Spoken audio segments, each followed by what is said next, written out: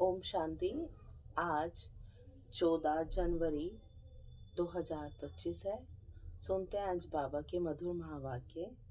बाबा कहते, मीठे बच्चे, तुम्हारी नज़र शरीरों पर नहीं जानी चाहिए। अपने को आत्मा समझो, शरीरों को मत देखो। बाबा कहते, बच्चे, मीठे बच्चे, तुम्हारी नज़र शरीरों पर नहीं जानी चाहिए। अपने को आत्मा समझो और शरीरों को मत देखो। प्रश्न है, हर एक ब्राह्मण बच्चे को विशेष किन 2 बातों पर ध्यान देना है? उत्तर में बाबा ने कहा, एक पढ़ाई पर, दूसरा दैवी गुणों पर। कई बच्चों में क्रोध का अंश भी नहीं है। कोई तो क्रोध में आकर बहुत लड़ते हैं। बच्चों को ख्याल करना चाहिए कि हमको दैवी गुण धारण करके देवता बनना है। कभी गुस्से में आकर बातचीत नहीं करनी चाहिए। बाबा कहते, किसी बच्चे में क्रोध है तो वह भूतनाथनी है। ऐसे भूत वालों से तुम्हें बात भी नहीं करनी है। गीत है, तकदीर जगा कर आई हूँ। ओम शांति। बाबा पूछ रहे हैं, बच्चों ने गीत सुना? और कोई भी सत्संग में कभी रिकॉर्ड पर नहीं समझाते हैं। वहाँ शास्त्र सुनाते हैं और यहाँ बाबा हर चीज का अर्थ बताते हैं। जैसे गुरुद्वारे में ग्रंथ का 2 वचन निकालते हैं, फिर कथा करने वाला बैठ उनका विस्तार करते हैं। रिकॉर्ड पर कोई समझाए, ये कहाँ होता नहीं है। अब बाप समझाते हैं कि यह सब गीत है भक्ति मार्ग के। गीत तो बाबा ने शुरुआत में सब भक्ति मार्ग के उठाए। बच्चों को समझाया गया है, ज्ञान अलग चीज है जो एक निराकार शिव से मिल सकता है, और उन गीतों का जो अर्थ है, उसके पीछे जो भाव है, ज्ञान है, वो शिव बाबा ने समझाया है। इसको कहा जाता है रूहानी ज्ञान। ज्ञान तो बहुत प्रकार के होते हैं ना। कोई से पूछा जाएगा, यह गलीचा कैसे बनता है, तुमको ज्ञान है? हर चीज का ज्ञान होता है। वह है जिस्मानी बातें, देह के पदार्थ, देह की सारी सामग्री से रिलेटेड बातें हैं। तो बाबा कहते, वे है जिस्मानी बातें। बच्चे जानते हैं, हम आत्माओं का रूहानी बाप वह एक है। उनका रूप दिखाई नहीं पड़ता है। उस निराकार का चित्र भी है, सालीग्राम मिसल। उनको ही परमात्मा कहते हैं। उनको कहा ही जाता है निराकार। मनुष्य जैसा आकार नहीं है। हर वस्तु का आकार जरूर होता है। उन सब में छोटा आकार है आत्मा का। उनको कुदरत ही कहेंगे ना। क्यों कुदरत कहेंगे? बाबा समझा रहे हैं, आत्मा बहुत छोटी है जो इन आंखों से देखने में नहीं आती है। तुम बच्चों को दिव्य दृष्टि मिलती है जिससे सब साक्षात्कार करते हो। जो पास्ट हो गए उनको दिव्य दृष्टि से देखा जा सकता है। सतयुग त्रेता की बाबा बता रहे हैं कि अगर सतयुग त्रेता का आपको कुछ भी दिखता है तो आप उसको इन आंखों से नहीं देख रहे, बल्कि जो बाबा द्वारा प्राप्त है दिव्य दृष्टि, उससे आपको वो देखने में आता है। पहले नंबर में तो यह पास्ट हो गया, अब फिर आए हैं तो उनका भी साक्षात्कार होता है बहुत सूक्ष्म। इससे समझ सकते हैं, सिवाय परम पिता परमात्मा के आत्मा का ज्ञान कोई दे नहीं सकता। मनुष्य आत्मा को यथार्थ रीति नहीं जानते, वैसे परमात्मा को भी यथार्थ रीति नहीं जान सकते। दुनिया में मनुष्यों की अनेक मतें हैं, चाहे आत्मा को लेकर चाहे परमात्मा को लेकर, सबकी अलग अलग मतें हैं। कोई कहते आत्मा परमात्मा में लीन हो जाती है, कोई क्या कहते हैं। अभी तुम बच्चों ने जाना है, हम बच्चे भी अभी जान गए हैं। बाबा कहते सो भी नंबरवार पुरुषार्थ अनुसार। सबकी बुद्धि में एक रस तो बैठ नहीं सकता, घड़ी घड़ी बुद्धि में भी बिठाना होता है। हम आत्मा हैं, आत्मा को ही 84 जन्मों का पाठ बजाना है। अब शरीर तो अगले जन्म में नहीं लेके जा सकते, परंतु शरीर छोड़कर जो अगले जन्म में पाठ बजाएगी वो आत्मा है। अब बाप कहते बच्चे अपने को आत्मा समझ, मुझ परम पिता परमात्मा को जानो और याद करो। बाप कहते हैं मैं इनमें प्रवेश कर तुम बच्चों को नॉलेज देता हूँ। तुम बच्चे अपने को आत्मा नहीं समझते हो, इसलिए तुम्हारी नजर इस शरीर पर चली जाती है, माने ब्रह्मा बाबा के तन पर। वास्तव में तुम्हारा इनसे कोई काम नहीं है। सर्व का सदगति दाता तो वह शिव बाबा है। उनकी मत पर हम सबको सुख देते हैं। इनको भी अहंकार नहीं आता कि हम सबको सुख देते हैं। ब्रह्मा बाबा की बात करें बाबा कि इनको भी कोई अहंकार नहीं आता कि हम सबको सुख देते हैं। तो जो बाप को पूरा याद नहीं करते हैं उनसे अवगुण निकलते नहीं हैं। अपने को आत्मा निश्चय नहीं करते हैं। मनुष्य तो ना आत्मा को ना परमात्मा को जानते हैं। सर्वव्यापी का ज्ञान भी भारतवासियों ने फैलाया है। बाहर में तो फिर भी कहेंगे गॉड फादर, माना वो एक है, तभी फादर कह रहे हैं। और भारतवासी तो उन्हें सर्वव्यापी कह उनको पूछते हैं। तुम्हारे में भी जो सर्विसेबल बच्चे हैं वह समझते हैं, बाकी सब इतना नहीं समझते हैं। अगर बाप की पूरी पहचान बच्चों को हो तो बाप को याद करें, अपने में दैवी गुण धारण करें। शिव बाबा तुम बच्चों को समझाते हैं, ये है नई बातें। ब्राह्मण भी जरूर चाहिए। प्रजापिता ब्रह्मा की संतान कब होते हैं ये दुनिया में किसको पता नहीं है। ब्राह्मण तो ढेर के ढेर हैं, परंतु वे हैं कुख वंशावली। वे कोई मुख वंशावली ब्रह्मा की संतान नहीं है। ब्रह्मा की संतान को तो ईश्वर बाप से वर्षा मिलता है। बाबा कहते तुमको अब वर्षा मिल रहा है ना। तुम ब्राह्मण अलग हो, वो अलग है। तुम ब्राह्मण होते ही हो संगम पर, वे होते हैं द्वापर कलयुग में, परंतु न भगवान से वर्षा नहीं मिलता। ये संगम युगी ब्राह्मण ही अलग हैं। प्रजापिता ब्रह्मा के ढेर बच्चे हैं। भल हद के बाप को भी ब्रह्मा कहेंगे, क्योंकि बच्चे पैदा करते हैं, परंतु वे है जिस्म की बात, और ये ब्रह्मा हमारी आत्मा के पिता बनते हैं। ये बाप तो कहेंगे सब आत्माएं हमारे बच्चे हैं। तुम हो मीठे मीठे रूहानी बच्चे, माने रूहानी दृष्टि में हम उनके बच्चे हैं। ये किसको समझाना सहज है। शिव बाबा को अपना शरीर नहीं है। शिव जयंती मनाते हैं, परंतु उनका शरीर देखने में नहीं आता। बाकी और सबका शरीर है। देख लो सब धर्म पिताओं का, बड़े बड़े गुरु ज्ञानेश्वर जो बनते हैं, महामंडलेश्वर, सबको अपना शरीर है। फिर भी कहते हैं परमात्मा को याद करो, यानी परमात्मा अलग चीज है, अलग अथॉरिटी है।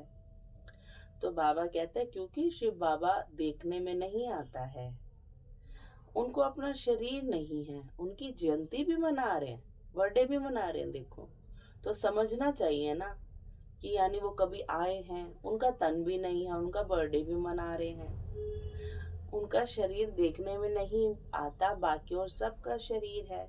सब आत्माओं का अपना अपना शरीर है। शरीर का नाम पड़ता है, परमात्मा का अपना शरीर ही नहीं, इसलिए उनको परम आत्मा कहा जाता है। उनकी आत्मा का ही नाम शिव है।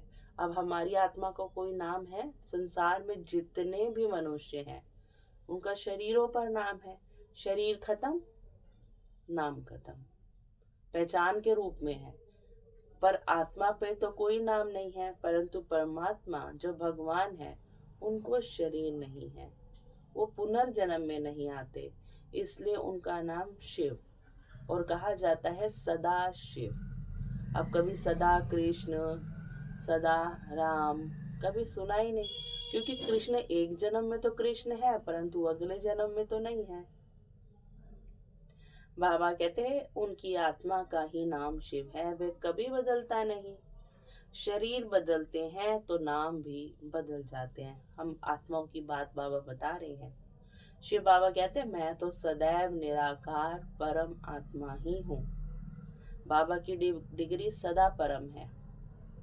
ड्रामा के प्लान अनुसार अभी यह शरीर लिया है। बाबा ने भी जो ब्रह्मा बाबा का शरीर लिया है वो लोन पर लिया है, ड्रामा के प्लान अनुसार लिया है। ड्रामा में जो प्लान निश्चित है तो उस अनुसार बाबा ने ये शरीर लिया। सन्यासियों का भी नाम बदलता है, गुरु का बनते हैं तो नाम बदलता है। तुम्हारे भी नाम बदले थे। शुरुआत में बाबा ने बच्चों के नाम बदले थे, परंतु कहाँ तक नाम बदलते रहेंगे? क्यों? कितने भगंती हो गए। जो उस समय थे उनका नाम रख दिया, अब नाम नहीं रखते हैं। किस पर भी विश्वास नहीं है। माया बहुतों को हरा देती है तो भागंती हो जाते हैं। इसलिए बाबा किसका भी नाम नहीं रखते हैं। किसका रखे किसका ना रखे वह भी ठीक नहीं। कहते तो सब है बाबा हम आपके हो चुके हैं, परंतु यथार्थ रीति हमारे होते थोड़े ही हैं। बहुत हैं जो वारिस बनने के राज को भी नहीं जानते हैं। बाबा के पास मिलने आते हैं परंतु वारिस नहीं है। विजयवाला में नहीं आ सकते। कोई अच्छे अच्छे बच्चे समझते हैं हम तो वारिस हैं, परंतु बाबा समझते हैं ये वारिस है नहीं। वारिस बनने के लिए भगवान को अपना वारिस बनाना पड़े। यह राज समझाना भी मुश्किल है। बाबा समझाते हैं वारिस किसको कहा जाता है।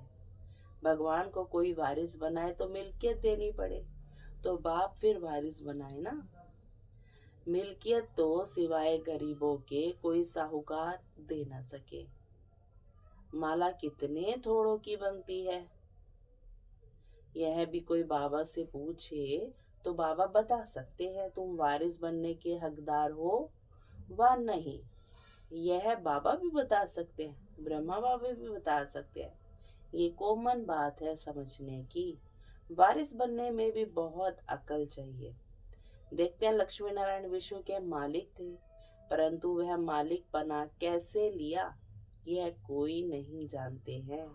अभी तुम्हारी एम ऑब्जेक्ट तो सामने है। कौन सी? लक्ष्मी नारायण बनना। तुमको यह बनना है।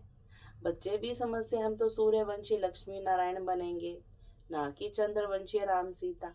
राम सीता की भी शास्त्रों में निंदा की हुई है।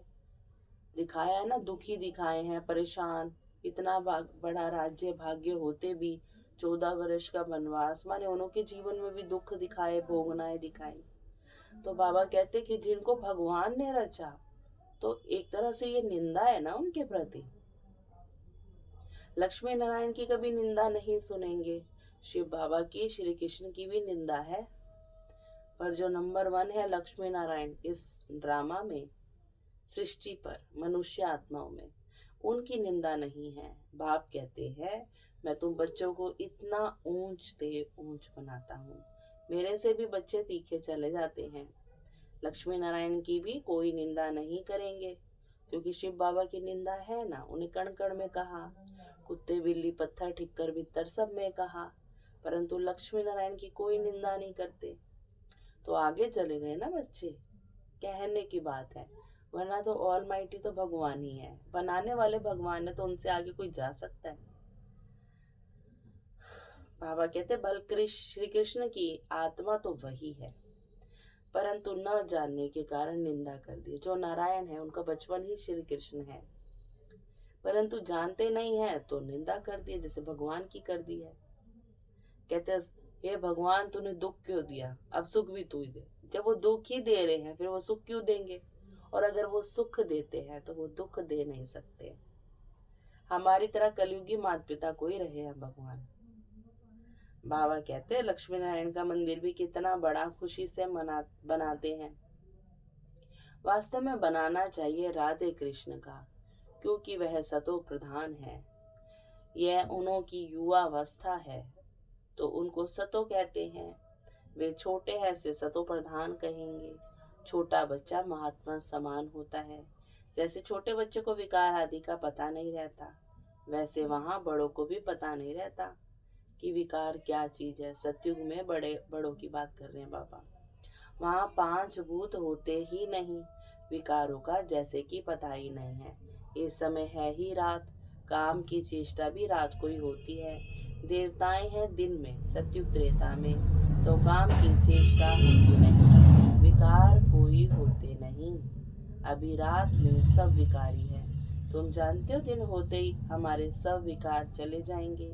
पता नहीं रहता कि विकार क्या चीज है। वहाँ इस चीज की पूरी अविद्या है, कोई नॉलेज नहीं है। यह रावण के विकारी गुण हैं। यह है विशेष वर्ल्ड। वाइसलेस वर्ल्ड में विकार की कोई बात नहीं होती। उनको कहा ही जाता है ईश्वरीय राज्य, शिवालय। अभी है आसुरी राज्य, यह कोई नहीं जानते। तुम सब कुछ जानते हो। नंबरवार पुरुषार्थ अनुसार ढेर बच्चे हैं। कोई भी मनुष्य समझ नहीं सकते कि यह सब बीके के किसके बच्चे हैं। ये सब ब्रह्मा कुमार कुमारी किन के बच्चे हैं। सब याद करते हैं शिव बाबा को, ब्रह्मा को भी नहीं। यह खुद कहते हैं, ब्रह्मा बाबा खुद कहते हैं शिव बाबा को याद करो, जिससे विक्रम विनाश होंगे। और कोई को भी याद करने से विक्रम विनाश नहीं होंगे। गीता में भी कहा है मामेकम याद करो। श्री कृष्ण को तो कह न सके। वर्षा मिलता ही है निराकार बाप से। अपने को जब आत्मा समझे तब निराकार बाप को याद करे। मैं आत्मा हूँ, पहले यह पक्का निश्चय करना पड़े। मेरा बाप परमात्मा है। वे कहते हैं मुझे याद करो तो मैं तुमको वर्षा दूंगा। मैं सबको सुख देने वाला हूँ। मैं सभी आत्माओं को शांति धाम में ले जाता हूँ। जिन्होंने कल पहले बाप से वर्षा लिया होगा वही आकर वर्षा लेंगे, ब्राह्मण बनेंगे। ब्राह्मणों में भी कुछ बच्चे पक्के हैं। मातेले भी बनेंगे, सोतेले भी बनेंगे। हम निराकार शिव बाबा की वंशावली है। जानते हैं बिरादरी कैसे बढ़ती जाती है। अभी ब्राह्मण बनने के बाद हमको वापस जाना है। सब आत्माएं शरीर छोड़कर वापस जानी है। पांडव और कौरव दोनों को शरीर छोड़ना है। तुम यह ज्ञान के संस्कार ले जाते हो, फिर उस अनुसार प्रारब्ध मिलती है। वे भी ड्रामा में नूंद है। फिर ज्ञान का पाठ खत्म हो जाता है। तुमको 84 जन्मों के बाद फिर ज्ञान मिला है। फिर ये ज्ञान प्राय लोप हो जाता है। तुम प्रारब्ध भोगते हो। वहां और कोई धर्म वालों के चित्र आदि नहीं रहते हैं। तुम्हारे भक्ति मार्ग में भी चित्र रहते हैं। सतयुग में किसका चित्र आदि नहीं रहता। तुम्हारे चित्र ऑल राउंड भक्ति मार्ग में रहते हैं। बाबा कहते तुम्हारे राज्य में और कोई का चित्र नहीं है, सिर्फ देवी देवता ही रहते हैं। वहाँ देवी देवता लाइव हैं, चित्र चुत्र नहीं है। इससे ही समझते हैं आदि सनातन देवी देवता ही है। पीछे सृष्टि बढ़ती जाती है। तुम बच्चों को यह ज्ञान सिमरन कर अतीन्द्रिय सुख में रहना है। बहुत पॉइंट्स है, परंतु बाबा समझते हैं माया घड़ी घड़ी भुला देती है। तो यह याद रहना चाहिए कि शिव बाबा हमको पढ़ा रहे हैं। वे हैं ऊंच दे ऊंच। हमको वापस घर जाना है। कितनी सहज बातें हैं। सारा मदार है याद पर। हमको देवता बनना है। दैवी गुण भी धारण करने हैं। 5 विकार हैं भूत। काम का भूत, क्रोध का भूत, दे अभिमान का भूत भी होता है। हाँ, कोई में जास्ती भूत होते हैं, कोई में कम। तुम ब्राह्मण बच्चों को पता है ये 5 बड़े भूत हैं। नंबर 1 है काम का भूत और सेकंड नंबर में है क्रोध का भूत। कोई रफ डफ बोलता है तो बाबा कहते हैं ये क्रोधी है, यह भूत निकल जाना चाहिए, परंतु भूत निकलना बड़ा मुश्किल है। क्रोध 1-2 को दुख देता है। मोह में बहुतों को दुख नहीं होगा, क्योंकि क्रोध तो क्या है, क्रोध प्रत्यक्ष हो जाता है। काम प्रत्यक्ष नहीं होता, काम तो गुप्त रूप में है। और मोह भी गुप्त रूप में होता है। जिसको मोह है उनको ही दुख होगा। मोह में खुद को ही पीड़ा होती रहेगी। क्रोध में सामने वाले को भी दुख मिलेगा, बहुतों को मिलता है। तो बाबा कहते हैं जिसको मोह है उनको ही दुख होगा, इसलिए बाप समझाते हैं ये सब क्या है, भूत है। इन सब भूतों को भगाओ। हर बच्चे को विशेष पढ़ाई और दैवी गुणों का अटेंशन देना है। कई बच्चों में तो क्रोध का अंश भी नहीं है। कोई तो क्रोध में आकर बहुत लड़ते हैं। बच्चों को ख्याल करना चाहिए, हमको दैवी गुण धारण कर देवता बनना है। कभी गुस्से में बात नहीं करनी चाहिए।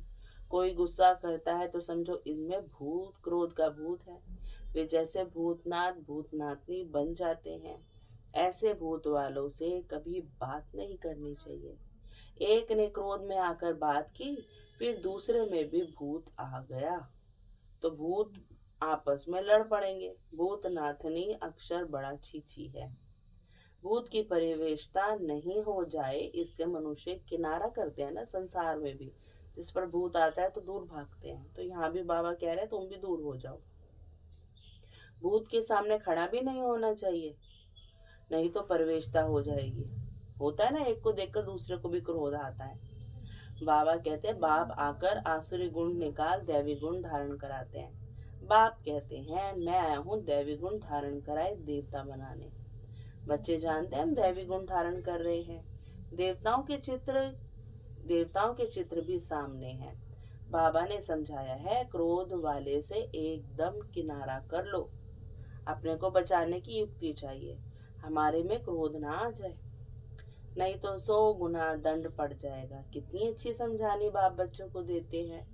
बच्चे भी समझते हैं बाबा हूबहू कल पहले मुआफिक समझाते हैं। नंबरवार पुरुषार्थ अनुसार समझते ही रहेंगे। अपने ऊपर भी रहम करना है, दूसरे पर भी रहम करना है। कोई अपने पर भी रहम नहीं करते, दूसरे पर करते हैं तो वह ऊंच चढ़ जाते हैं और खुद रह जाते हैं। खुद विकारों पर जीत पहनते नहीं, दूसरे को समझाते हैं और वह जीत पहन लेते हैं। ऐसे भी वंडर होता है। अच्छा, मीठे मीठे से खिलते बच्चों प्रति माता पिता बाप दादा का याद प्यार और गुड मॉर्निंग। रूहानी बाप की रूहानी बच्चों को नमस्ते। हम रूहानी बच्चों की रूहानी माता पिता बाप दादा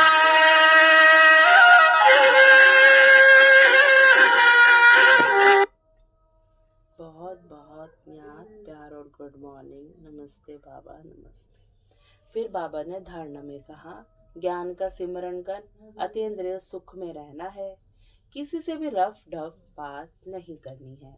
कोई गुस्से से बात करे तो उससे क्या करना है, बाबा कहते किनारा कर लो, किनारा कर लेना है। भगवान का वारिस बनने के लिए पहले उन्हें अपना वारिस बनाना है। समझदार बन अपना सब बाप हवाले कर ममत्व मिटा देना है। अपने ऊपर आप पे ही रहम करना है। वरदान है साक्षी हो ऊंची स्टेज द्वारा सर्व आत्माओं को सकाश देने वाले बाप समान अव्यक्त फरिश्ता भव। चलते फिरते सदैव अपने को निराकारी आत्मा और कर्म करते अव्यक्त फरिश्ता समझो तो सदा खुशी में ऊपर उड़ते रहेंगे। फरिश्ता अर्थात ऊंची स्टेज पर रहने वाला। इस देह की दुनिया में कुछ भी होता रहे लेकिन साक्षी हो, सब पाठ देखते रहो और साकाश देते रहो। सीट से उतरकर साकाश नहीं दी जाती। ऊंची स्टेज पर स्थित होकर वृत्ति दृष्टि से सहयोग की कल्याण की साकाश तो मिक्स होकर नहीं, तब किसी भी प्रकार के वातावरण से सेफ रह बाप समान अव्यक्त फरिश्ता भव के वरदानी बनेंगे। स्लोगन है याद बल द्वारा दुख को सुख में और अशांति को शांति में परिवर्तन करो। और आज का मनसा सेवा का पावरफुल पॉइंट है अपनी शुभ भावना, श्रेष्ठ कामना, श्रेष्ठ वृत्ति, श्रेष्ठ वाइब्रेशन द्वारा किसी भी स्थान पर रहते हुए मनसा द्वारा अनेक आत्माओं की सेवा कर सकते हो। इसकी विधि है लाइट हाउस माइट हाउस बनना। इसमें स्थूल साधन चांस और समय की प्रॉब्लम नहीं है, कोई भी चीज की रिक्वायरमेंट नहीं है, स्थिति की रिक्वायरमेंट है। सिर्फ लाइट माइट से संपन्न बनने की आवश्यकता है। अच्छा, ओम शांति। शुक्रिया मीठे बाबा, शुक्रिया।